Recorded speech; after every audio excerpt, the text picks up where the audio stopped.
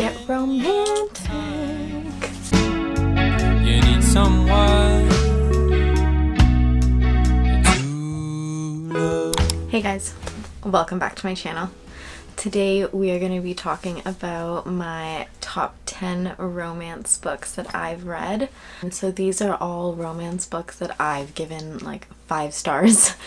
And some of them aren't exactly like contemporary romance, some of them are a little bit like fantasy romance, but yeah, so I'm just gonna go through some romances. Valentine's Day is coming up, giving you guys some romance recommendations so that you can add them to your Valentine's Day or week of love TBR. So this is going to be in no particular order, but the first book I'm going to talk about is the White Coat Diaries by Madi Sinha. So this was one of my first reads of 2022 and it is like a contemporary romance. I gave this 5 stars. So basically this was about Nora, and basically it's like a kind of like a Grey's Anatomy, like it reminded me of Grey's Anatomy but in a book. And she's a first-year resident and she's never really had a boyfriend, and she's considered like a perfect Indian daughter, and she meets this chief resident. Ethan is her mentor, and then she starts to like him. So obviously things,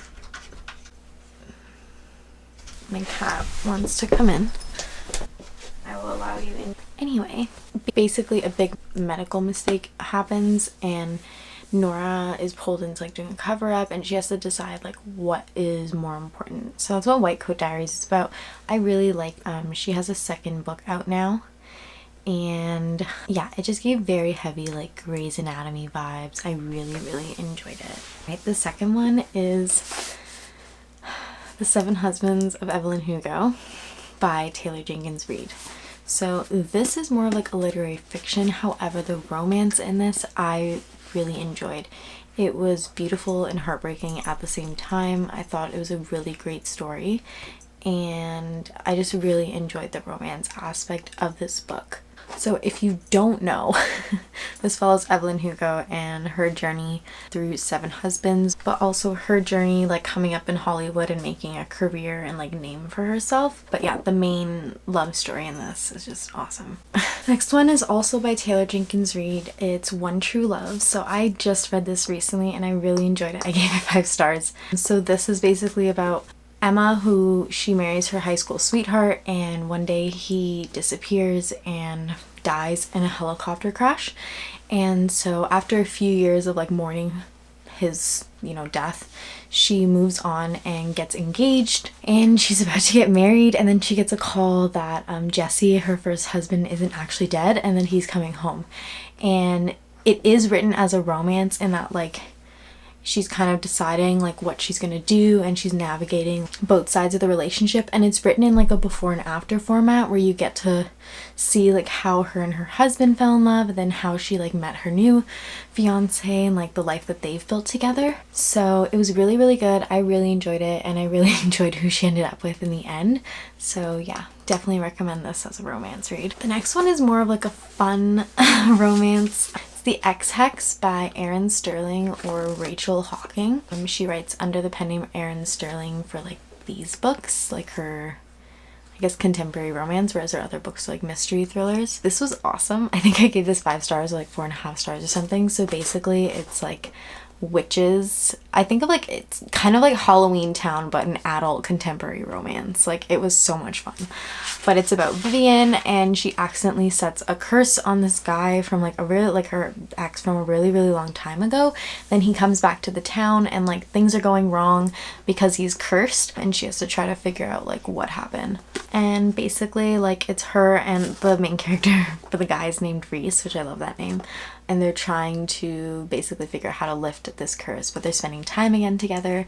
And yeah, it's kind of like a second chance romance kind of thing. But her best friend, or is it her cousin, I don't remember, is also in this, and that is what the kiss curse is based off of. Or not based off of. The kiss curse is about Gwen, her best friend or cousin, I can't remember what it is. Yeah, this was really good. I definitely recommend this as a romance read. Like, you can read it any time of year, but it's definitely better like around Halloween, but I would reread this like any time of year. It was a great romance. I love this. Alright, the next one is classic. It's The Love Hypothesis by Hazelwood. So this is about Olive Smith. She's studying biology in university, and then she meets this professor, Adam. They agree to fake date, basically, and they go to like conferences together and they're fake dating, but obviously eventually like they fall in love, and this whole book was just amazing and so cute. I loved this so much. The writing in this is so easy to read. I love Hazelwood's writing. It just keeps you like hooked the whole time. Like I read this in I think like one sitting, maybe it was like over 2 days, like just 2 sittings. But yeah, this was awesome. Like I loved this, and it's a perfect like romance read for, I think. But it is a STEM, like woman in STEM kind of, like she calls, like I think she calls herself like a STEMinist kind of thing. But yeah, super fun read. The next one is my favorite Emily Henry book, which is Beach Read. I absolutely adore Augustus in January. I, honest to God, just love this book so much. Like it is my favorite Emily Henry book. Basically it's about these 2 authors who write books. They write 2 different types of literary fiction. I mean, they write 2 different types of books. So Augustus writes like literary fiction, and January writes mostly romance novels. And basically they like live next door to each other, and they make a pact to like try to write a book in the genre that the other person writes. And as a result, like they end up spending time together because they need to learn about these books, and one thing leads to another. And this was just such a cute book. This was one of my favorite romance reads. I will probably reread this over and over again. I think I'm probably gonna bring this with me on vacation just to like relive it, even though it's not like, well, I mean it is a beach read, but even though it's like not taking place on vacation, it's just the perfect vacation book. So I definitely think I'm going to bring this with me on my vacation in May and reread this because I loved this. The next one is another like summer romance read, and this is Every Summer After by Carley Fortune. So I gave this 5 stars. This was one of my favorite books last year, probably like top 3 or something like that. Now I am super biased, so basically this is very similar to Love in Other Words. I've heard, and I've been meaning to read that book, so I'm probably going to read it very soon. But this is based in Toronto, which is my hometown. And the nostalgia that I felt like reading this, because it's based like in Toronto and like the kind of like associated like up north, like Muskoka kind of thing, and Barry's Bay kind of deal, and just the nostalgia that I felt about this, like being at the cottage, and like the whole vibe was just amazing reading it. And a lot of people don't like this because of like kind of what happened in the thing, because this is like a childhood friends to lovers slash like second chance romance. Basically she made this big mistake that is the reason why she hasn't like seen him in a very long time, and she gets to reconnect with him, Sam. And this was just, yeah, I love this. And the main character's name is Persephone, which is like one of my favorite names. So I just, this entire book was just like 10 out of 10 for me. Like everything about it, like for me personally, yeah, I love this so much, and I will probably read anything that this woman writes, to be honest. The next one is Touch of Darkness by Scarlett St. Clair, and honestly the entire series. Now some people have called this like Greek mythology smut basically, and I'm not saying that's not what it is. Yeah, like a lot of the criticism is that there's no plot, and me personally, if you're looking for plot, I would say read the associated series, the Game of Fate series, which follows Hades's like point of view, and that is still very smutty, but there's a lot more plot in that he associates himself with more of the gods, so you get to learn more about them. But this was fun. I enjoyed this a lot. I think if you're just looking for like a romance and you wanted spice, definitely pick this series up. If you are not looking for spice, do not pick this series up. So this reading recommendation kind of has a little bit for everybody.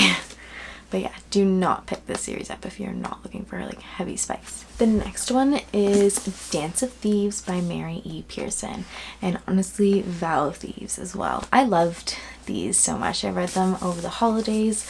They're great like YA fantasy romances. There's absolutely no spice in these, but the kind of like enemies to lovers and being enemies and lovers at the same time, and how this works, was beautiful. I loved it, and I think everybody should read this romance series. I will say, if you did not know, there is an entire series before this that gives context about the world that this is based in.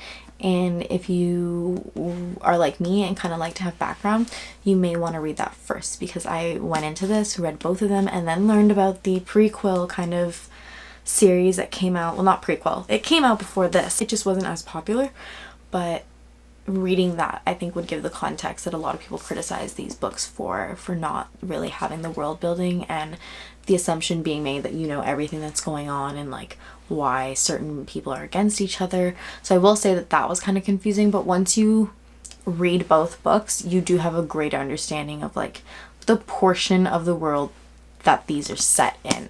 But if you want to know everything that's going on in that world, you should definitely read the series before, and it's the Remnant Chronicles series, but the first book is called The Kiss of Deception, the second book is The Heart of Betrayal, and then the third book is The Beauty of Darkness. So yeah, if you want to read those, I would say definitely pick them up before these.